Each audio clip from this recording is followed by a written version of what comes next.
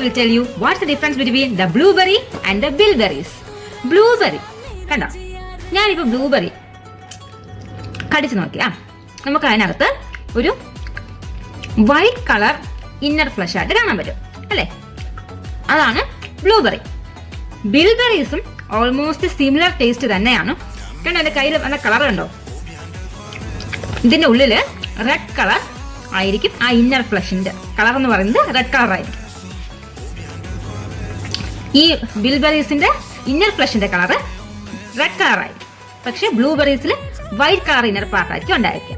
അപ്പൊ ഇതാണ് ബിൽബെറീസ്. നല്ല റെഡ് കളറാണ് കേട്ടോ അതിനകത്ത്. കാണാവോ, ഇന്നർ കളർ റെഡ് കളർ ആയിരിക്കും. റെഡ് കളർ ആയിരിക്കും inner colour. So that's the difference between bilberries and blueberries. മനസ്സിലായല്ലോ അല്ലേ?